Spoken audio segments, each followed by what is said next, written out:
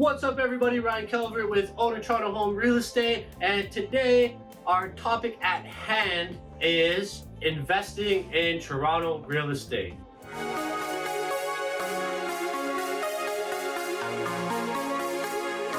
There'd be two types of investments, cash flow versus equity. And equity would be, I buy for 500, I sell it for 600, I made 100,000 in equity. That would be equity. And cash flow would be, I rent it for 3,000, but my mortgage is 2,500. I'm making $500 in cash flow. There's a lot more to consider when considering cash flow. We have property taxes, we have insurance, and if it's inclusive, we have hydro that we have to cover. A great real estate agent will really break it down and get that going, right? They'll figure out how much is your total cost, but equity is pretty cut and dry. So if we're thinking about equity versus cash flow might be more of a multi-family residential property. So I'm gonna go buy a triplex. I might go more further out into Oshawa, where the prices are cheaper and the rent is pretty even, where I can get some good cash flow. And personally, that is what I've done myself. I went with a bit of cash flow. I have a lot of business expenses. I would love some equity. I'd love a big fat check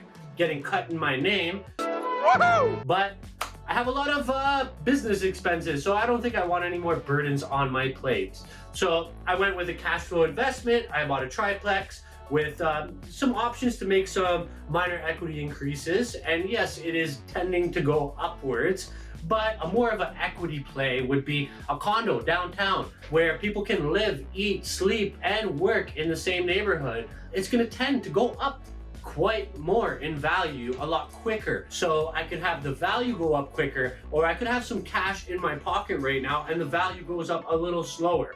So that's typically the difference between cash flow and equity. Again, equity would be more of a downtown Toronto condo, and cash flow would also be a multifamily residential. There are more products on the market. I would definitely sit with your real estate specialist and kind of differentiate, which do I want in the end? What is my end goal? Once you figure out your end goal, a professional will be able to create a plan for you to get to A to Z. And once you create that plan and you follow it, and once we know the end goal, if we know you want to just sell, cash out, you're okay with bills right now, you just want to get some investment, you want to build your retirement fund, you might want to get a nice chunk of change where I buy that beautiful villa on a beach. I would love a villa on a beach with this -20 cold out right now. Or do I want some cash flow? Am I self-employed and I have a lot of business expenses? Typically that's the situation I'm in. So I wouldn't mind another $400 or $500 a month.